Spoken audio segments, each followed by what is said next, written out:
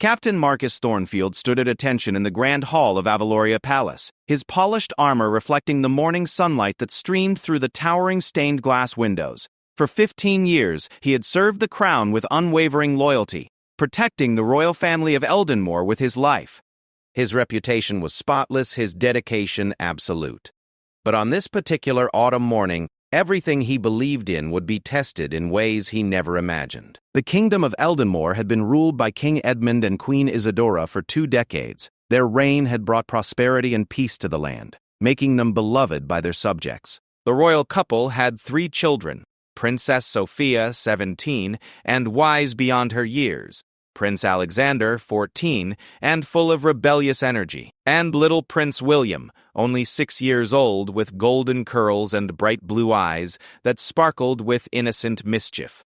Marcus had watched these children grow up within the palace walls. He had seen Princess Sophia take her first steps in the throne room, witnessed Prince Alexander's first sword lesson, and smiled secretly when little Prince William would toddle into the armory, fascinated by the gleaming weapons and armor.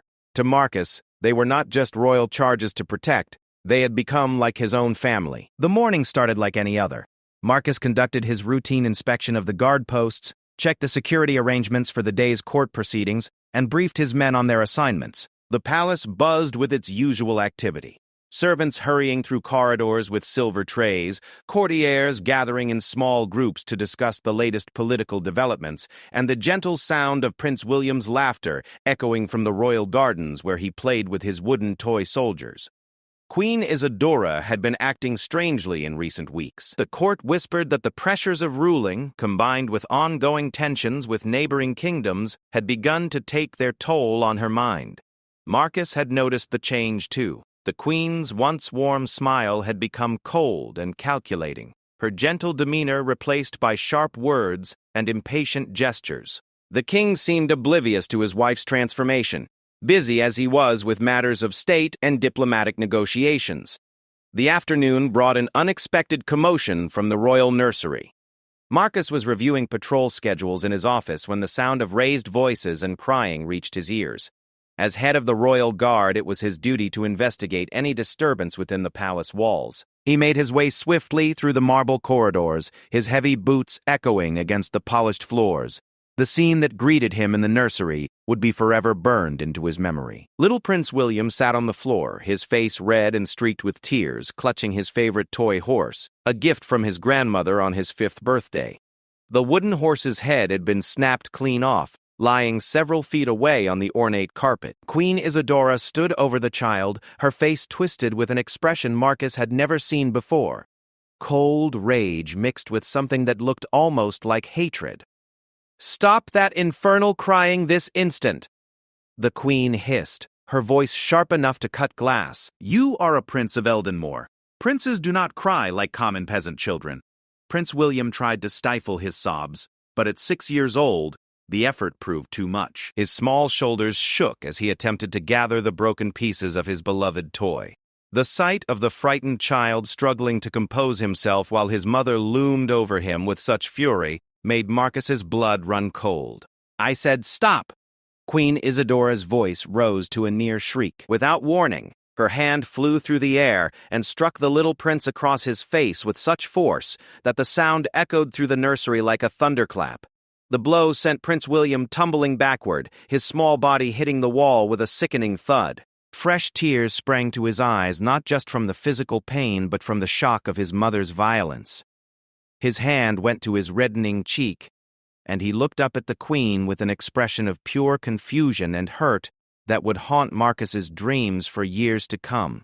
Marcus felt something snap inside his chest. In that moment, all the years of training, all the oaths of loyalty, all the rules and protocols that had governed his life faded into nothing. He saw only a defenseless child being brutalized by someone who should have been his protector. His hand moved to the ceremonial rifle at his side, a beautiful weapon crafted by the kingdom's finest smiths, adorned with the royal crest and carried by the captain of the guard during formal occasions. "Your Majesty."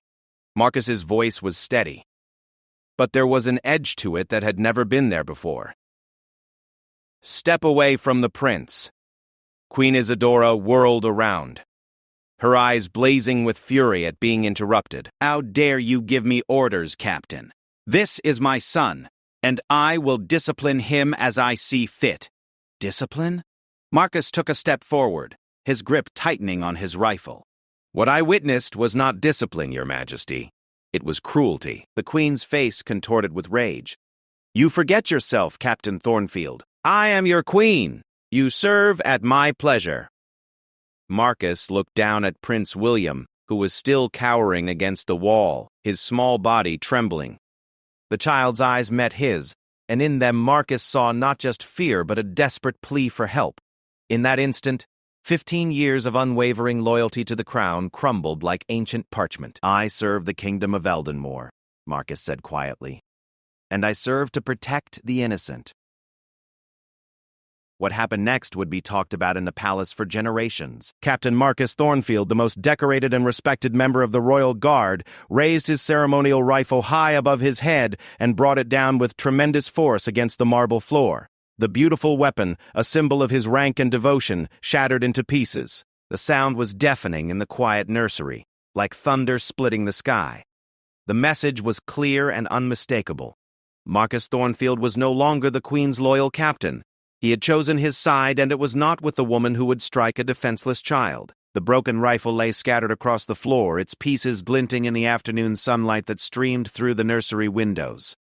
Queen Isadora's face went white with shock, then red with fury. "Treason!" she screamed. "Guards, arrest this man for treason." But the other guards, who had been drawn by the commotion, stood frozen in the doorway. They had all heard the exchange, had all seen little Prince William cowering against the wall with a red handprint on his pale cheek. These men, too, had watched the royal children grow up. They had played informal games of hide-and-seek with Prince William in the corridors, had taught him to march like a soldier, had smiled when he brought them flowers from the royal garden. Marcus knelt beside Prince William, his voice gentle. "Are you all right, little prince?" The boy nodded silently, still too shocked to speak. Marcus carefully helped him to his feet and guided him toward the door, away from his mother's blazing fury. "This is not over, Thornfield," Queen Isadora's voice followed them. "You will pay for this betrayal. You will all pay." As Marcus led Prince William from the nursery, he knew there would be consequences for his actions. He had broken his oath, destroyed royal property, and defied his queen in front of witnesses. But as he looked down at the brave little boy walking beside him, trying so hard to be strong despite his tears, Marcus felt no regret. The palace erupted into chaos within the hour. Word spread quickly through the corridors about the confrontation in the nursery. Servants whispered in corners, courtiers gathered in worried clusters, and the other guards looked to Marcus with a mixture of admiration and concern. They all knew that Captain Thornfield had crossed a line from which there was no return. King Edmund was summoned from his council meeting, arriving at the nursery to find his wife pacing like a caged animal and the remains of Marcus's rifle scattered across the floor. When he saw the mark on his youngest son's face and heard the eyewitness accounts from the servants and guards, his own face went ashen. The king was a just man, but he was also trapped between his duty as a husband and his duty as a father. The political implications of what had happened were staggering. A member of the royal guard had openly defied the queen, and the whole court had witnessed it.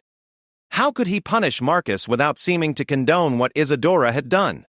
How could he side with his captain without undermining his own wife's authority? As night fell over Eldenmore Palace, Marcus stood in his quarters methodically removing his armor. Each piece felt heavier than usual as he set it aside. His ceremonial sword, his medals, his captain's insignia, all symbols of a life of service that was now coming to an end. Tomorrow would bring consequences he could barely imagine, but tonight he was at peace with his choice. In the royal nursery, little Prince William lay in his bed, holding the broken pieces of his toy horse. His cheek still stung from his mother's slap, but more than that, his young heart struggled to understand how the woman who sang him lullabies could also cause him such pain. The image of Captain Thornfield breaking his rifle to defend him played over and over in his mind, a moment of protection and sacrifice that would shape the boy's understanding of true loyalty for the rest of his life. The stage was set for a confrontation that would shake the very foundations of the kingdom. In the span of a single afternoon, the trusted order of the royal court had been shattered like Marcus's rifle. and everyone within the palace walls knew that nothing would ever be the same again. Dawn broke gray and foreboding over Eldenmore Palace. The morning mist clung to the castle towers like ghostly fingers, and even the usually cheerful songs of the garden birds seemed muted. Marcus Thornfield had not slept. He stood at his window watching the sun struggle to penetrate the heavy clouds, knowing that this day would determine not just his own fate, but the future of the kingdom itself. The news of yesterday's confrontation had spread beyond the palace walls during the night. Merchants in the village markets whispered about it over their morning trades. Farmers paused in their fields to discuss what they had heard from palace servants visiting their families. The story grew with each telling. Some versions painted Marcus as a hero defending an innocent child, others as a dangerous traitor who had raised his hand against the crown. King Edmund had spent the night in emergency council with his most trusted advisors. The great council chamber, usually reserved for matters of war and diplomacy, now hosted discussions about his own family. Lord Chancellor Aldrich, a man whose silver beard spoke of 40 years serving the crown, sat across from the king with worry etched deep in his weathered features. "Your Majesty," Aldrich said carefully. "Captain Thornfield's actions, while perhaps understandable in their motivation, represent a direct challenge to royal authority. The other kingdoms will be watching how we respond." King Edmund rubbed his temples, feeling the weight of his crown more heavily than ever before. "And what would you have me do, Aldrich? Execute my most loyal captain for protecting my son from what my wife has become?" The words hung heavy in the air. For the first time, the king had spoken aloud what everyone in the palace had begun to whisper. Queen Isadora's behavior had grown increasingly erratic over the past months. What had begun as occasional outbursts of temper had escalated into something far more troubling. Sir Geoffrey Blackwood, the kingdom's military advisor, shifted uncomfortably in his chair. "My lord, if we do not address Captain Thornfield's insubordination, it could set a dangerous precedent." The men look up to him. If they believe they can choose which orders to follow based on their personal feelings, the king's voice rose with rare anger. "Sir Geoffrey, we are talking about a grown man striking a 6-year-old child. If that does not stir personal feelings in a decent human being, then perhaps we have chosen the wrong men to protect our family." Meanwhile, in the guard quarters, an unprecedented scene was unfolding. 23 men of the royal guard had gathered in the common room, their usual morning routines abandoned in favor of heated discussion. These were seasoned warriors, men who had faced enemies on battlefields and protected the royal family through countless threats. Yet none had ever faced a situation like this. Lieutenant James Morrison, Marcus's second-in-command, stood before his fellow guards with a heavy heart. "The captain made his choice yesterday," he said quietly. "He knew what it would cost him, and he made it anyway. Now we each must make our own choice." Sergeant Thomas Hartwell, a grizzled veteran who had served alongside Marcus for over a decade, spoke up. "I've known Marcus Thornfield longer than any man here. He is the finest soldier and the most honorable man I've ever served under. If he broke his oath yesterday, it was for a reason that went deeper than duty to crown. It was duty to conscience." Young Private David Fletcher, barely 20 years old and new to the guard, raised his hand hesitantly. "But what about our loyalty to the Queen? We swore an oath to protect and serve the royal family. All of them." The room fell silent. It was Sergeant Hartwell who finally answered, his voice heavy with years of experience. "Boy, I've served 3 monarchs in my time. I've learned that there's a difference between loyalty to a person and loyalty to what that person represents. Yesterday, the Queen forgot what she represents. The debate continued through the morning, but gradually, a consensus began to emerge. These men had not just sworn to protect the royal family from external threats. They had sworn to protect the kingdom's values of justice, honor, and protection of the innocent. What they had witnessed in the nursery had violated every principle they held sacred. In another part of the palace, Princess Sophia sat with her youngest brother in the royal garden. At 17, she possessed a wisdom that often surprised the court. She had been the one to comfort Prince William after yesterday's trauma, and she had seen firsthand the fear in her little brother's eyes. "William," she said gently, watching him attempt to repair his broken toy horse with a piece of string, "you know that what happened yesterday was not your fault, don't you?" The 6-year-old looked up at his sister with eyes that seemed far too old for his age. But Mama said, "Princes don't cry." I couldn't stop crying, Sophia. I tried, but I couldn't. Princess Sophia felt her heart break a little more. She pulled her brother close, her voice fierce with protective love. "Listen to me, William. Crying doesn't make you weak. It makes you human. And being human is the most important thing a king can be." Their conversation was interrupted by the arrival of Prince Alexander. The 14-year-old had always been close to his siblings, but the events of yesterday had awakened something in him, a protective instinct that made him seem older than his years. "Father is calling an assembly," Alexander announced, his voice tight with tension. "Everyone is to gather in the throne room, the entire court, all the guards, even the senior servants." Princess Sophia felt a chill run down her spine. Royal assemblies were rare and usually reserved for matters of the highest importance: declarations of war, major policy announcements, or matters of succession.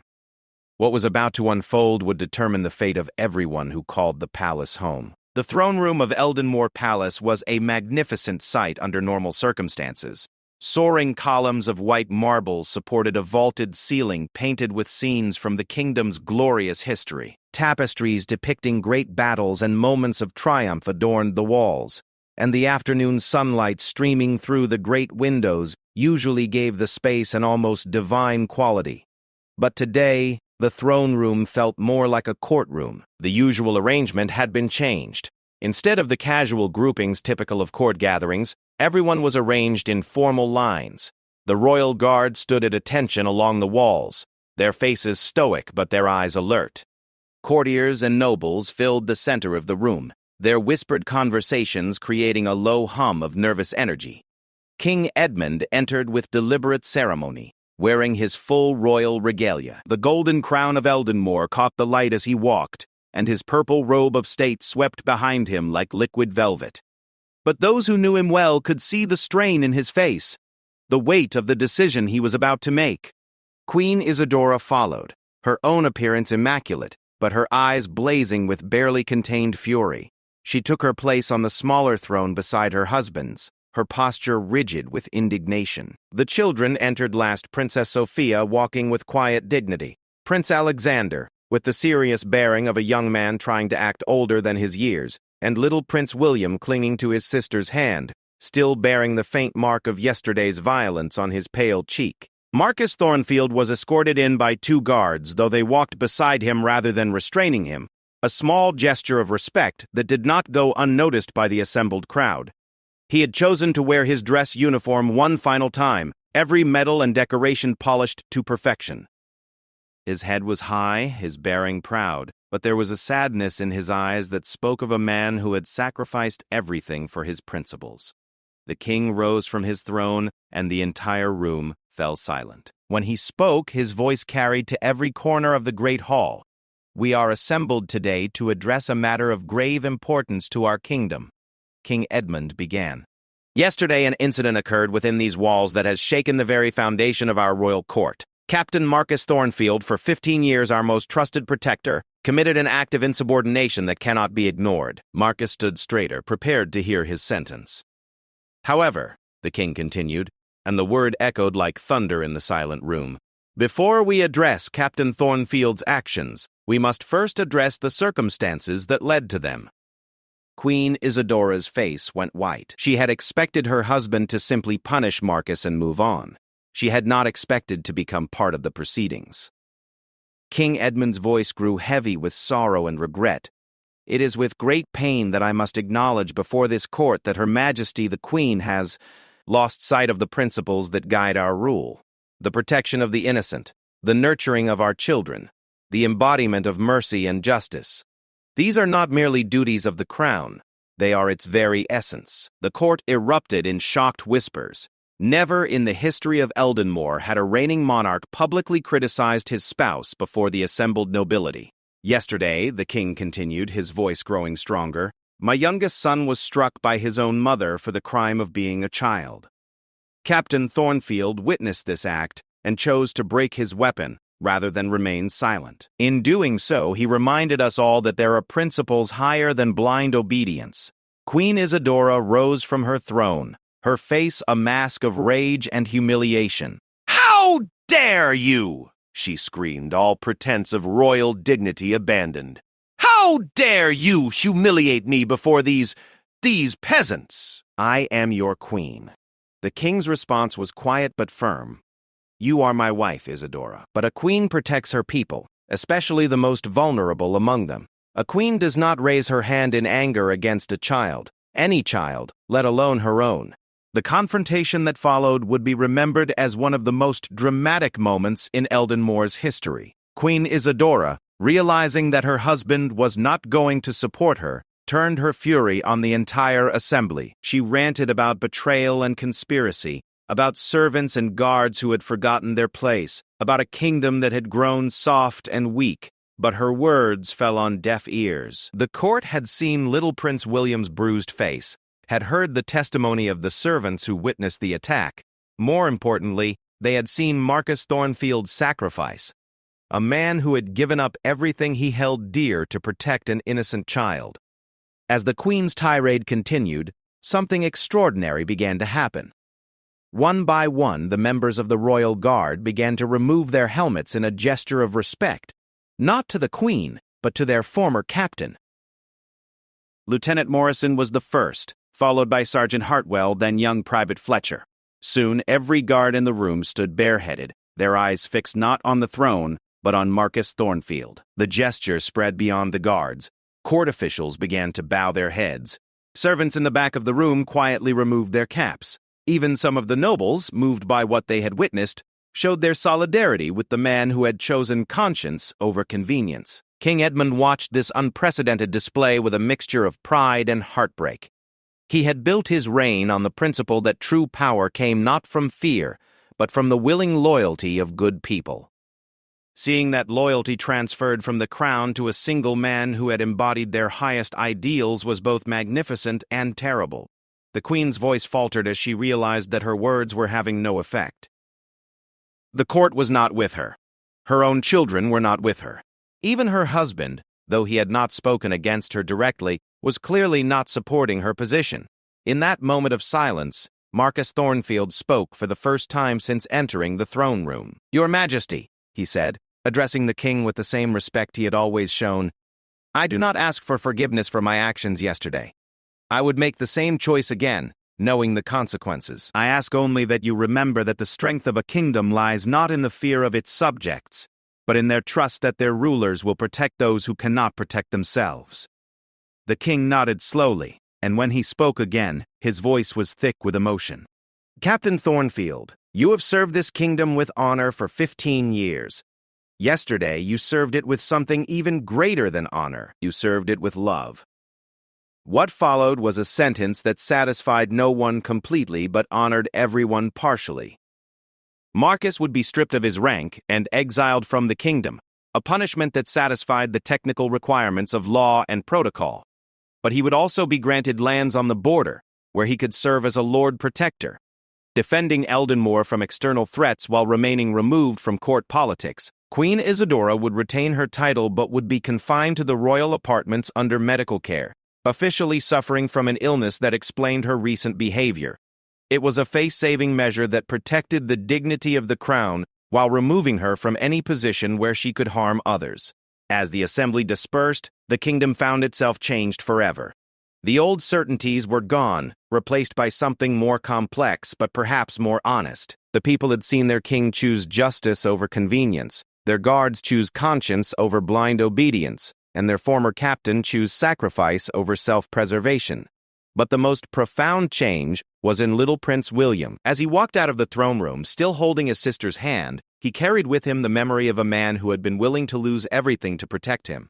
That lesson would shape the kind of king he would one day become, and the kind of kingdom he would build. 5 years had passed since the day that forever changed the kingdom of Eldenmore. The morning sun now illuminated a palace that looked the same from the outside, but had been transformed completely within its walls. The great towers still reached toward the sky with their ancient dignity. The gardens still bloomed with careful precision, and the royal standard still flew proudly from the highest battlement. Yet everyone who walked these corridors knew that they were living in a fundamentally different kingdom than the one that had existed before Marcus Thornfield shattered his rifle on the nursery floor. Prince William, now 11 years old, stood in the palace armory with Master Sergeant Elena Vasquez, the first woman ever appointed to lead the Royal Guard training program. The appointment had been one of many changes King Edmund had implemented in the years following what historians would later call the Reckoning. Elena had served with distinction in the kingdom's border conflicts, and her promotion had sent a clear message throughout Eldenmore. Merit and character mattered more than tradition or prejudice. "Remember, Your Highness," Elena said as she adjusted William's stance, "a sword is not a weapon of aggression. It is a tool of protection. The moment you forget that distinction is the moment you become something your kingdom cannot respect." William nodded solemnly, his young face serious beyond his years. The boy who had once cried over a broken toy horse now possessed a gravity that impressed even the most seasoned courtiers. The trauma of his mother's violence had not broken him. Instead, it had forged in him an understanding of power's true purpose that most rulers never achieved. "Master Sergeant," William said, lowering his practice sword, "tell me again about Captain Thornfield. Not the official story, but what you remember about him as a person." Elena smiled, recognizing the hunger for truth that had become characteristic of the young prince. "Marcus Thornfield was the finest man I ever served under, Your Highness. He understood that real strength comes from knowing when not to use your power. He could have remained silent that day, kept his position, his comfort, his security. Instead, he chose to protect someone who couldn't protect himself." The prince picked up his sword again, but his movements were more thoughtful now. "Do you think I'll ever be as brave as he was?" "Your Highness," Elena replied gently, "you've been braver than him every day for the past 5 years. You've had to live with the consequences of other people's choices, had to grow up faster than any child should, and you've done it with grace and wisdom. Captain Thornfield had to be brave for one moment. You've had to be brave for years." Meanwhile, in the great library of the palace, Princess Sophia worked quietly at a massive oak table covered with documents, ledgers, and correspondence. At 22, she had become her father's most trusted advisor, though she held no official title. The kingdom's nobles had initially resisted the idea of a woman playing such a prominent role in governance, but Sophia's intelligence and diplomatic skill had won over even the most traditional courtiers. She was reviewing reports from the border territories, including regular updates from a certain Lord Marcus of Thornfield, the title granted to the former captain when he was exiled to the kingdom's frontier.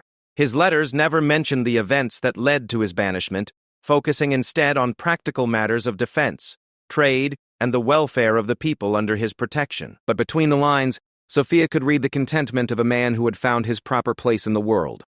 "Sister," came a voice from the doorway. Prince Alexander, now 19 and serving as a lieutenant in the Royal Army, entered the library with mud still on his boots and exhaustion in his eyes. He had just returned from a month-long patrol along the eastern borders, where tensions with the neighboring kingdom of Valdris had been escalating. "Alexander!" Sophia rose and embraced her brother warmly. "How was the patrol? And please tell me you at least attempted to clean up before entering Father's library." Alexander grinned, some of the weariness leaving his face. "The mud is evidence of my dedication to duty, dear sister. As for the patrol, we need to talk. And we need to include William in the conversation." "Eh?" Sophia's expression grew serious. "What happened?" "Valdris is mobilizing troops along their border with our eastern provinces. Their new king, Roderick the Bold, seems to think that Eldenmore has grown weak since the changes 5 years ago. He's been telling his nobles that our kingdom has lost its strength, that a king who cannot control his own wife surely cannot control his enemies." The words stung because they contained an echo of truth that Eldenmore's enemies had been quick to exploit. King Edmund's handling of Queen Isadora had been seen by some neighboring kingdoms as a sign of weakness rather than strength. The fact that he had chosen reconciliation and healing over harsh punishment had been interpreted by foreign courts as indecision and softness. "Father needs to know immediately," Sophia said, already reaching for her writing materials. "But first, tell me about the mood among our own people in the border regions. How do they feel about the kingdom's changes? That's the remarkable thing, Sophia. Our people, the farmers, the merchants, the craftsmen, they're more loyal to the crown now than they've ever been. They see what father did 5 years ago not as weakness, but as the actions of a king who truly cares about justice. They've seen the changes in how the kingdom is governed, the way positions are now filled based on merit rather than birthright, the way their voices are actually heard in the regional councils. He paused, pulling off his muddy gloves. But the nobles in some regions are different. They miss the old certainties, the clear hierarchies. Some of them have been sending messages to Valdres, testing the waters for what might happen if King Roderick decided to invade. This was troubling news, but not entirely unexpected. The transformation of Eldenmore had not been without its costs. Some of the kingdom's oldest families had found their influence diminished, as King Edmund promoted people based on ability rather than bloodline. The resentment had been simmering for years, and it seemed that Valdres was preparing to exploit it. That evening, the royal family gathered for dinner in the small dining room rather than the great hall, a change implemented after Queen Isadora's confinement. The atmosphere was warmer, more intimate, allowing for real conversation rather than formal ceremony. King Edmund had aged noticeably in the past 5 years, his brown hair now streaked with silver and lines of worry etched around his eyes. But there was also a peace in his bearing that had not been there before, the calm of a man who had chosen the harder path and found it to be the right one. "Tell me about the eastern borders," the king said to Alexander as they shared their meal. It was typical of King Edmund's new approach to leadership. He sought information from all sources, regardless of rank or protocol. Alexander repeated what he had told Sophia, adding details about specific troop movements and the intelligence his patrol had gathered. King Edmund listened carefully, occasionally asking clarifying questions but never interrupting. When Alexander finished, there was a moment of silence as the king considered the implications. Finally, he turned to his youngest son. "William, what do you think we should do?" The 11-year-old prince looked up from his plate, his blue eyes serious and thoughtful. It was a question that would never have been asked of a child prince in the old days, but King Edmund had learned that wisdom could come from unexpected sources. "Father," William said carefully, "it seems to me that King Roderick is making the same mistake that people made about Captain Thornfield. They thought that because he broke his rifle he was weak, but really, he was showing a different kind of strength." The king nodded encouragingly. "Go on." "If King Roderick thinks we're weak because we chose mercy over cruelty, then he doesn't understand what real strength is. Maybe we need to show him that being just doesn't mean being powerless." Princess Sophia smiled proudly at her little brother. "And how would you suggest we do that, William?" William thought for a moment. "We could invite him to visit Eldenmore. Let him see for himself what our kingdom has become. If he still wants to fight us after that, then at least the world will know who really wants peace." It was a surprisingly sophisticated proposal from such a young person, and it sparked a discussion that lasted well into the evening. The family debated the risks and benefits of various approaches to the Valdres situation, but underlying their conversation was something that would have been impossible 5 years earlier: complete trust and honesty between them. The next morning brought an unexpected visitor.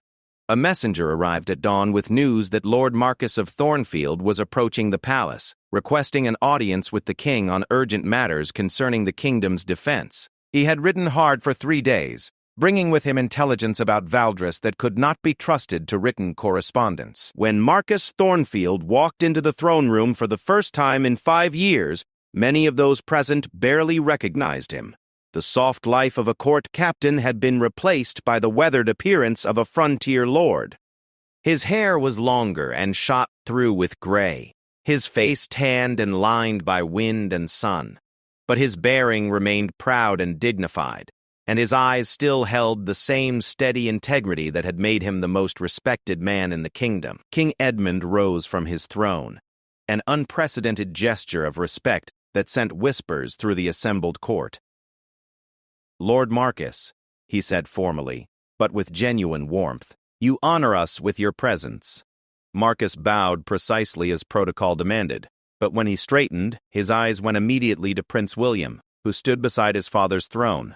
The boy had grown tall for his age, and his face had lost the softness of early childhood. but Marcus could still see traces of the frightened 6-year-old he had protected years ago. "Your Majesty," Marcus said, "I bring urgent news. Valdris is not just mobilizing for a possible invasion. They are planning to exploit division within our own kingdom. They have been in communication with certain nobles who feel that Eldenmore has changed too much in recent years." The king's expression grew grim. This confirmed Alexander's intelligence but added a more serious dimension to the threat. Marcus continued, "However, I also bring better news. The common people of the border regions are more loyal to your Majesty than ever before. They remember the changes you've made, the way you've listened to their concerns and promoted their best people to positions of responsibility. If Valdris invades, they will not find the weak divided kingdom they expect." Over the following days, Marcus worked closely with the royal family and their advisors to develop a comprehensive response to the Valdris threat. His years on the frontier had given him insights into both military strategy and the mood of the people that proved invaluable. But more than his tactical knowledge, his presence seemed to remind everyone of the principles that had guided Eldenmore's transformation. The solution they developed was characteristically thoughtful and multifaceted. Rather than simply mobilizing for war, King Edmund decided to follow his youngest son's advice and invite King Roderick to visit Eldenmore. The invitation would be accompanied by a demonstration of the kingdom's military strength, not as a threat, but as evidence that mercy and strength were not mutually exclusive. Marcus was asked to organize a grand review of the kingdom's forces, showcasing not just their military capabilities but the diverse backgrounds of their leaders. Master Sergeant Elena Vasquez would lead a demonstration of the new training methods. Officers promoted from common backgrounds would show their skills alongside those of noble birth.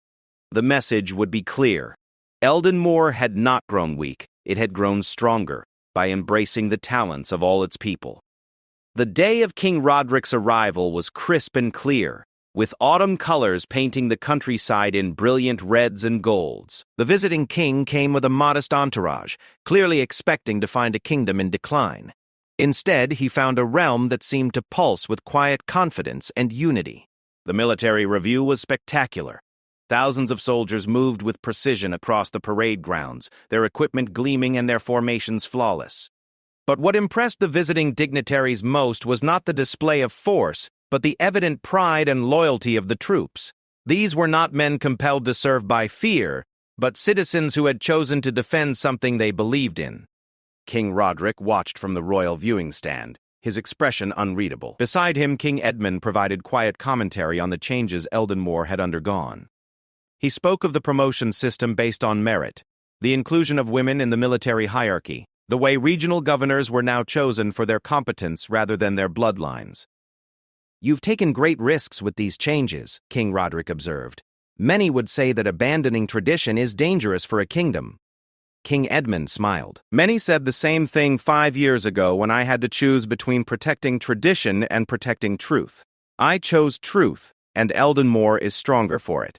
The climax of the review came when Marcus Thornfield led the final formation past the reviewing stand. He rode at the head of a unit composed of border guards, men and women from all walks of life who had proven themselves in the kingdom's most challenging assignments. As they passed the royal stand, Marcus turned to salute his king, and in that gesture was acknowledgement of everything that had changed between them. Prince William, watching from beside his father, felt his heart swell with pride and understanding. This was what real strength looked like. Not the ability to force others to submit, but the courage to admit mistakes, make changes, and trust in the goodness of people when given the chance to prove themselves.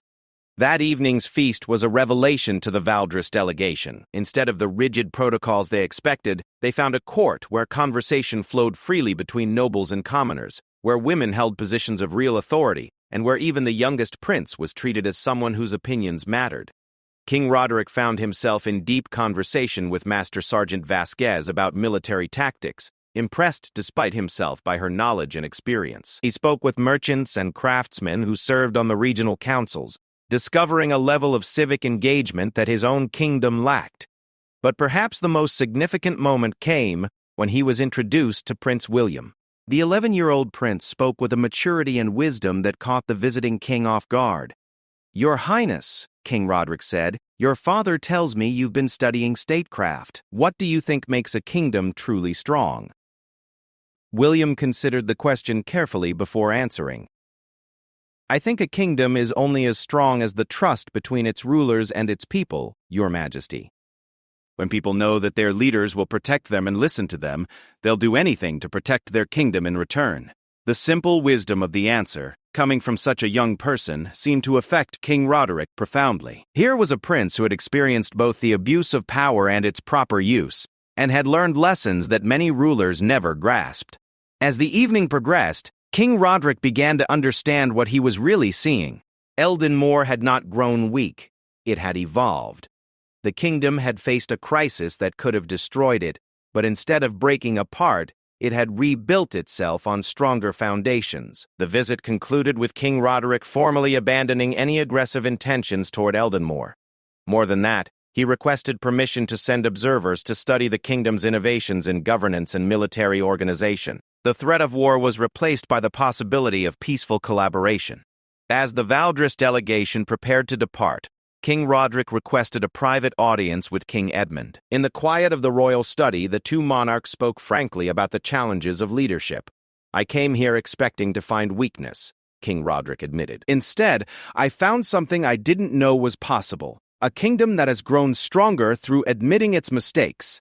King Edmund poured wine for both of them, his movements thoughtful. "5 years ago, I faced a choice that no king should have to make. I could protect the dignity of the crown at the cost of justice, or I could choose justice and accept whatever consequences followed. I chose justice, and it nearly broke me." "But it didn't break your kingdom," King Roderick observed. "No," King Edmund agreed. "It made my kingdom something better than it was before. It taught us all that real strength comes not from never falling, but from how we choose to stand back up." In the days that followed King Roderick's departure, life in Eldon Moor settled into a new rhythm. The threat of war had passed, but more importantly, the kingdom had proven to itself and the world that the changes of the past 5 years were not signs of weakness, but sources of genuine strength. Marcus Thornfield prepared to return to his frontier lands, but before leaving he requested one final meeting with Prince William. They met in the same garden where the prince had played as a small child, where the sounds of his laughter had once echoed through the palace courtyards. "Your Highness," Marcus said as they walked among the autumn flowers, "I want you to know that what happened 5 years ago was worth every sacrifice.